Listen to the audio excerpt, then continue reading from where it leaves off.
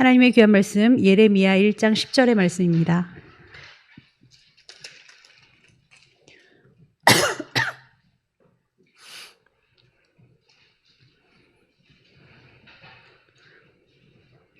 함께 봉독하시겠습니다. 보라, 내가 오늘 너를 여러 나라와 여러 왕국 위에 세워 내가 그것들을 뽑고 파괴하며 파멸하고 넘어뜨리며 건설하고 심게 하였느니라 하시니라. 아멘. 기도하시겠습니다. 회복의 하나님, 하나님의 징계와 심판까지도 바로 그 목적이, 그 목표가 회복에 있었습니다. 하나님, 우리가 해야 될 거 여호와께 돌아가는 것입니다. 너무 멀리 왔나요? 이런 찬양도 있듯이 하나님, 멀리 왔다면 그만큼 멀리 돌아온 만큼 또 돌아가는 시간이 오래 걸려도 반드시 여호와께 돌아가야 될 줄 믿습니다.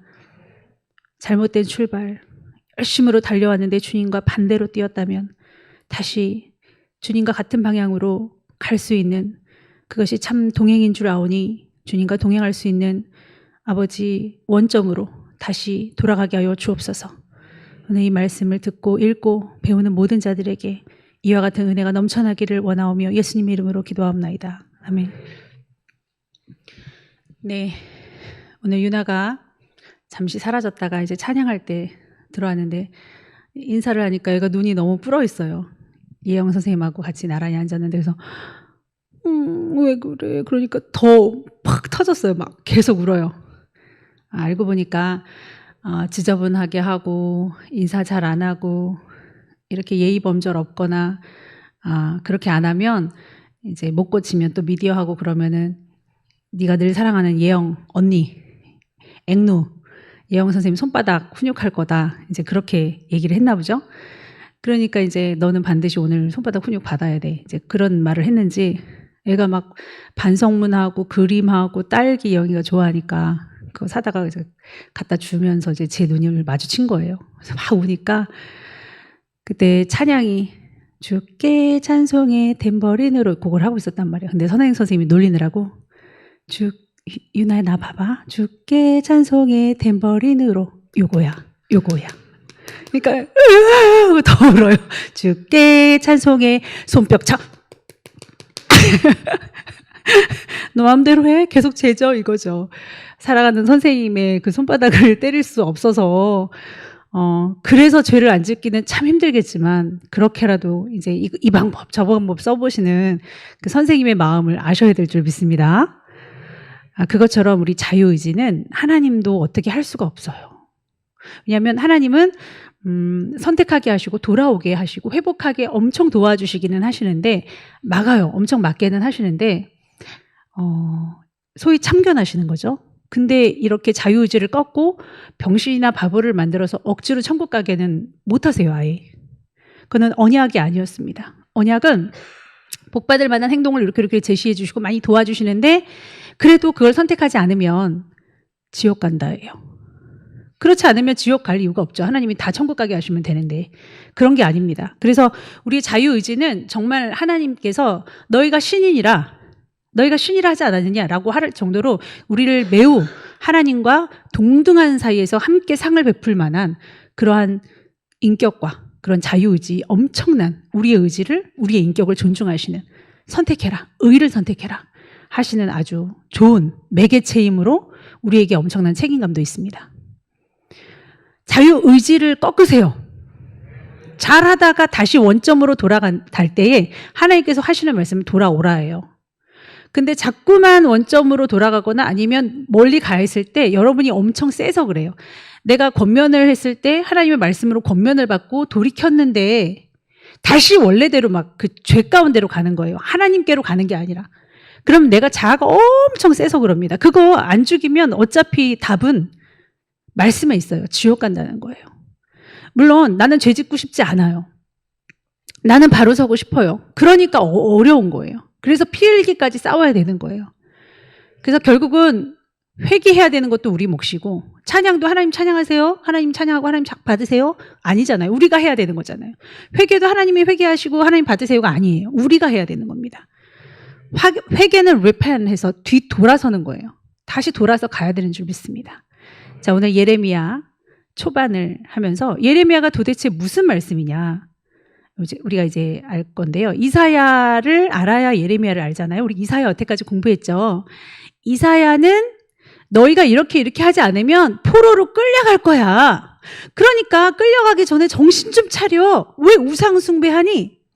왜냐하면 하나님은 조금 해라 하지 마라 막 너무 간섭하시거든요. 그러니까 고시래 하듯이 좀 복만 주면 될 건데 가나안에 들어가니까 바알은 너무 쉬워요. 자, 우상은 말을 하지 않습니다. 근데 하나님은 말을 해요. 우상은 우상이기 때문에 말을 못하죠. 근데 복을 주는 것 같은 하나님 바알을 봤을 때 하나님 뭐라고 자꾸 선지자를 통해서 메시지를 주시고 도덕적으로 돌아오라고 하시고 양심에 찔리지 그거 내가 건드는 거야 막 이렇게 하시고 막 귀찮게 하셔요. 근데 바알은 안 그래요. 가나안에 들어가니까 이제 정착 생활을 하죠. 막 이주했던 그런 삶에서 정착 생활을 하면서 농경 사회로 진입을 하는 거예요. 그러다 보니까 물이 필요하고 그러니까 비가 필요하죠. 그리고 막 다산 막 그런 축복들이 필요한데 그걸 바알신이 준다는 거예요. 근데 바알은 뭐 해라 하지 마라가 없어요. 우리가 그냥 하면은 바알이 주는 것 같은. 그러니까 바알을 너무 좋아하는 거예요. 바알도 좋아하고 주일 성수 열심히 하고 또 바알에게는 부탁을 하고 또 주일 성수 열심히 하는 이런 식이었으니 자 우리가 신앙생활 하는 거 보세요. 예배도 좀 드리면서 만몬의 신도 섬기면서 세상 것도 즐기면서 그러니까 이것을 하든지 저거를 하든지 해라. 뭔가 우선순위도 빠져있고 뭔지도 모르고 그저 돈 그저 건강 그저 자식 집 하나님이 언젠가는 외인의 손에 다 넘어갈 날이 올 텐데 너희는 하늘에 보화를 쌓아놓지 그러지 말아라. 불쌍한 자들 도와야지. 안 믿는 우리 형제들 안 믿는 부모님한테 많이 이렇게 헌신하고 많이 돈 쓰고 해서 그분들 예수님 믿게 해야지. 그렇게 말씀하시는 겁니다. 그런데 이사야는 성전을 붙잡고 성전에서 주님 오시기를 다시 주님의 마음 돌이키시를 그걸 회개하고 회복해라 돌아와라 그 뜻이고요. 여호와께 돌아가자 그게 바로 성전을 붙잡고 근데 예레미야는 틀립니다. 이사야에서 그렇게 66장까지 돌아와 성전 잃어버리면 안 되잖아 그랬는데요. 예레미야는 이렇게 예언하고 있습니다. 이제 성전 뽑아버리신대. 이스라엘 아예 그냥 뿌리채 뽑아버리신대. 이스라엘 역사를 보면요.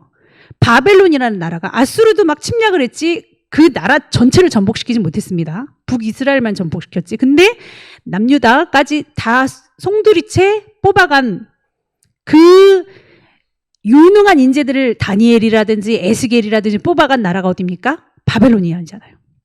그래서 예레미야는 그거예요. 바벨론이라는 나라가 너희를 아예 송두리째 뽑아서 그쪽으로 끌고 갈 거야. 막 그 자리에서 막 죽이기도 하지만 많이 뽑아갈 거야. 그러니까 회개해.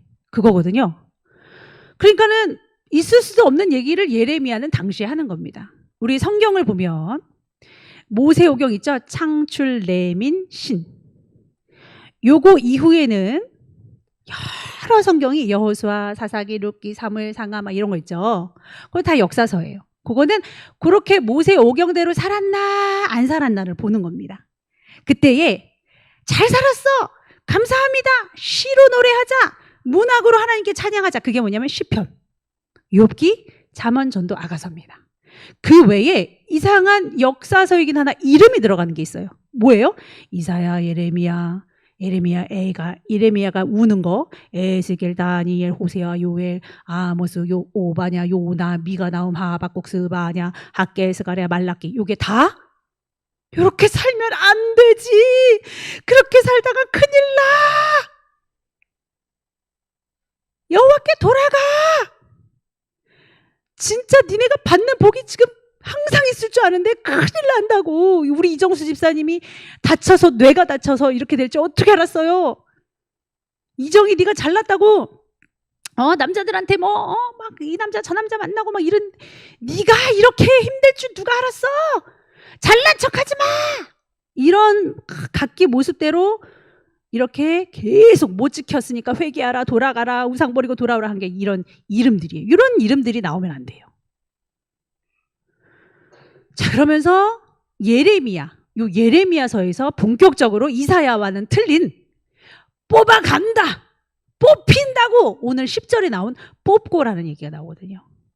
그게 키워드입니다. 그래서 제가 간단하게 신구약, 구약, 아까 욥기, 시편, 잠언, 전도, 이사야 이러면 막 그거 있죠. 그게 올드 테스트먼트라고 옛 언약입니다. 제가 간단하게 서머리 해드린 거예요. 이제 예레미야가 요 선지자인데 대선지자라고도 해요. 이게 분량 따라서 하거든요. 분량이 작으면 소선지자라고 합니다. 이 예레미야가 대선지서를 쓴 대선지자로서 지금 요 시대적 배경은 마지막 끝에 남유다의 마지막 끝, 역사적인 배경을 두고 있습니다. 그러니까 우리나라도 이렇게 맨 끝에 조선이 멸망하고 막 이승만까지 가는 그런 배경. 그러니까 아주 훌륭한, 끝에 왕 중에서 아주 훌륭한 왕 뒤로 다 별로였거든요. 요시야가 굉장히 좋은 왕이에요. 요시야, 여호야김, 여호야긴, 시드기야, 김긴 시드기야. 이게 아주 이스라엘을 말아먹은 그런 왕입니다. 요런 망할 때 적은 기록한 것이 바로 이 예레미야 되겠습니다. 예레미야가 계속 우리나라도 정조 이후에는 좀 되게 막 철종, 고종, 순종 다 되게 별로였잖아요. 막판에 막 되게 별로인 왕들로 해가지고 그냥 끝나잖아요. 그런 것처럼 요 요시야 왕 뒤로는 별 볼 일 없는, 시드기야는 눈까지 뽑히는 그런 예언을 이루고 있죠. 그래서 요 예레미야의 고향이 또 이 예루살렘 바로 위쪽인 아나돗입니다. 예레미야도 제사장이지만 이 아나돗도 제사장이 바글거리는, 그런데 나쁜 제사장, 좋은 제사장이라고 하긴 뭐하지만 조금 유배지 같은 곳입니다. 그러니까 누구나 다 이렇게 유력하고 다 눈짓을 했던 그런 좋은 제사장보다 변방에 있는 이 예레미야라는 사람을 하나님께서 끌어당겨서 지시하십니다. 자, 여러분, 이 예레미야는 제사장이라고 그랬잖아요. 아나돗에 거했던 변방에 있는 제사장이라고 했잖아요. 제사장이자 선지자입니다. 그러니까 제사장이자 선지자는 굉장히 특별한 경우인데요. 선지자는 하나님께서 부르셔서 너 이렇게 어느 동네에 가서 얘기해. 그게 선지자잖아요. 그래서 하나님이 말씀하시는데 이렇게 하지 말합니다 하면은 분명히 죽을 줄 알아요. 왜냐하면 너무 세게 말하니까. 많은 선지자들이 사람의 양심을 꽉 꿰뚫고 지나가는 하나님의 말씀을 그대로 전달합니다. 제사장들은 사람들 눈치도 보고 그럽니다. 자기의 말을 하기도 해요. 그러나 선지자는 올곧이 하나님 말만 탁 꽂아버립니다. 그러니까 그러고서 막 주랭랑을 치는데, 자, 왕의 신분이 있습니다. 왕은요, 율법대로 백성을 다스리는 거죠. 그럼 선지자는 하나님의 말을 가지고 백성들에게 던지는 거예요.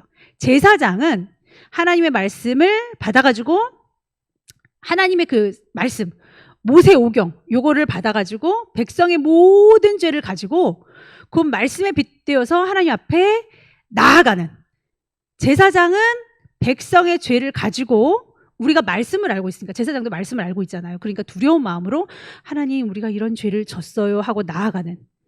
그래서 심지어는 1년에 한 번 그 성소의 안쪽까지 들어가서 맨 끝에 방울이 달려있잖아요. 그래서 모든 백성들의 죄를 갖고 들어가요. 말씀을 지나서 들어가죠. 근데 하나님께서 용서 안 하시면 팍 죽어 나오는, 심지어 그런 역할을 하죠.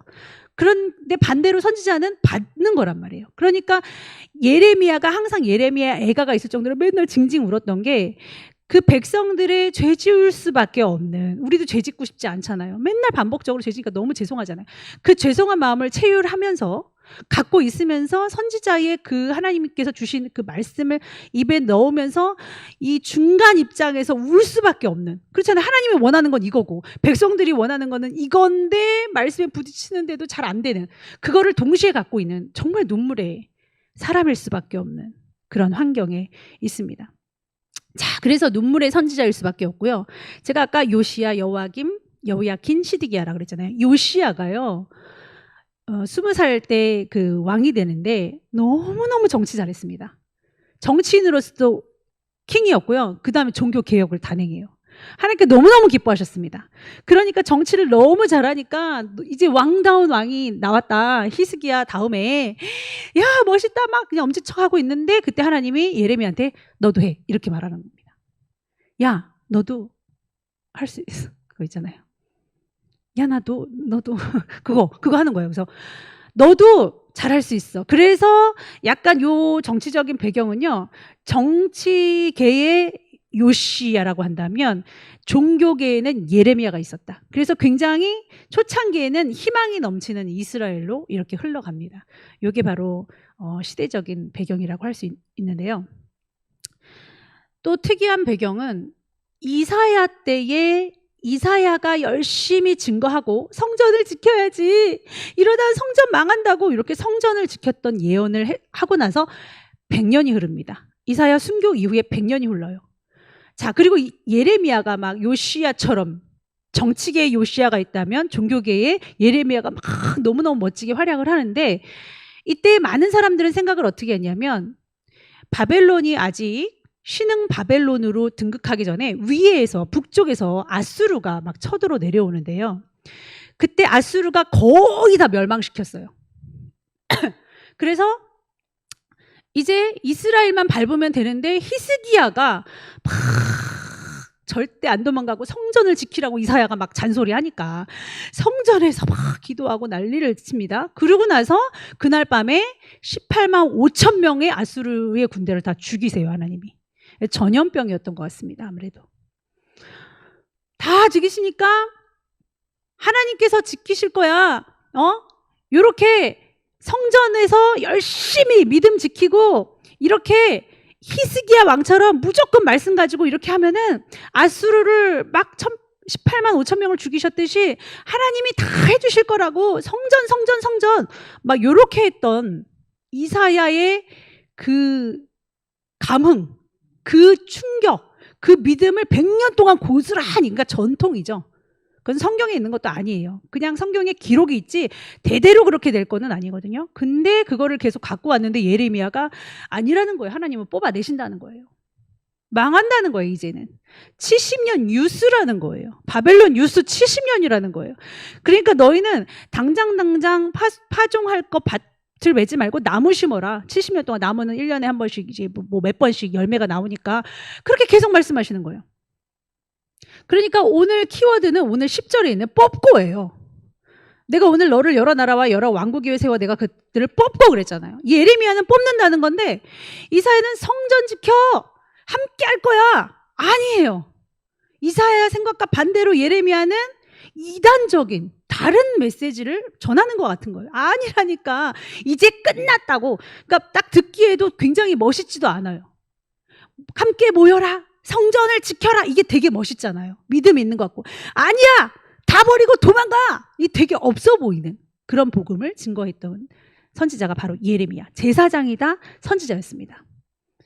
자, 그리고 느부갓네살 왕이 지금 아수르가 패배하고 느부갓네살 왕이 그 뒤로 막 신흥 강자로 막 땅 따먹기를 하는데 거의 다 먹었어요. 근데 고기만 못 먹었어요. 누구만 못 먹었냐? 히스기야 왕이 막 부르짖었던 그 성전 근처 그 예루살렘 그 지역만 못 먹었어요. 그러니까 느부갓네살 왕은 내가 신흥 강국으로서 굉장히 폭정을 하고 무섭게 안 하면 무섭게 이스라엘을 짓밟지 않으면 안 되겠구나. 여기는 뭔가 있어 하고서 굉장히 무섭게 짓밟았습니다. 사실은. 그래서 이스라엘에게는 굉장히 아픈 그런 포로의 시기였는데 빨리 회개했으면 덜 했을 텐데 손을 들고 회개해라 그렇게 말씀하셨는데도 항상 강자한테 애굽이 뜨면 애굽한테 붙고 아수르한테 뜨면 아수르한테 붙고 바벨론 느부갓네살이 막 신흥 강국으로 올라오니까 막 여기에 붙고 여기에 붙고 여호야킨이 이따온 짓거리 했었습니다. 그게 아니라 그냥 도망가라니까 애굽으로 피신하든지 아수르로 피신하든지 그냥 다 맞았습니다. 그러니까 너무나도 불쌍하고 너무나도 아픈 기억의 이 마지막 역사입니다. 찢기고 밟히고 즙이 나오는 그런 역사적 배경입니다. 그때에 주님이 말씀하십니다. 3장, 4장, 25장에 돌아오라.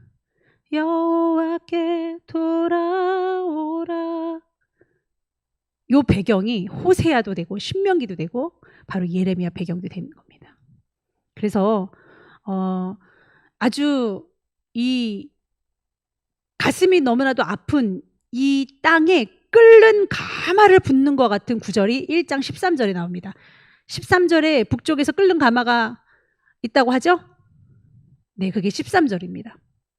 그리고 1장 11절과 11절을 보면은 살구나무, 그다음 12절을 보면은 이루려함 이런 말이 나옵니다.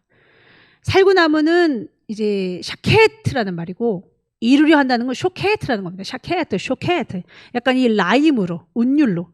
약간 우리나라 말로 따지면은 간 4살의 왕이 된 사람 누구죠? 느부갓네살이죠. 그러면은 낳자마자 왕이 된 사람 누구죠? 바로 왕이 됐잖아요. 이렇듯이 약간 운율, 쇼케트 하면서 이제 운율로 얘기하는. 그래서 살구나무다. 이 살구나무는 이루려 한다는 뜻이다. 이게 뭐냐면 봄이 되면 꽃을 피우고 하얀 꽃을 피우는 게 이 살구나무. 사실은 원래 아몬드 나무거든요. 그래서 아몬드 나무는 살구나무라고 하는 이 아몬드 나무에 싹이 폈거든요. 아론의 쌍난 지팡이가 사실은 살구나무가 아니고 우리나라 번역의 살구나무 거지 이 아몬드 나무입니다. 여기 싹이 났으니까 아론도 제사장이었죠. 그다음 아나돗이라는 그 동네가 동네죠. 그리고 예레미야도 제사장이었습니다. 요거를 이렇게 같이 보면서 하나님께서 이게 운율을 하듯이 얘기해 주시는 겁니다. 우리 모두 돌아와야 됩니다. 내가 지금 잘못하고 있다는 걸 알았다면 돌아오셔야지. 잘못해도 난 여전히 이렇게 살았으니까 바알도 섬기고 하나님도 섬길 거야. 이렇게 하면 하나님 우십니다. 예레미야가 운 거는 운 것도 아닙니다. 하나님의 우심을 깨달으셔서 내가 죄 가운데 다시 돌아가고 내가 내 취약한 내 죄성에 다시 돌아간다면 또 돌아오십시오. 기도하시겠습니다. 하나님 감사합니다.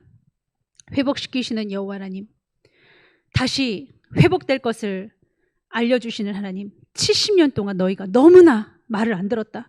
땅도 쉬게 해야 되는데 희년도 없고, 그래서 그 땅은 계속 풍요와 다산으로 점철된 바알신을 섬기는 우상의 땅이 되었고, 그리고 계속적으로 희년도 지키고 땅도 쉬게 하라고 안식일도 지키게 하라 했지만은 듣지 않아서 내가 그저 너희를 70년 동안 바벨론으로 유배시키는 거다 하면서 아버지 드디어 예루살렘 땅을 70년 동안 쉬게 하십니다. 하나님 쉬어야 됩니다.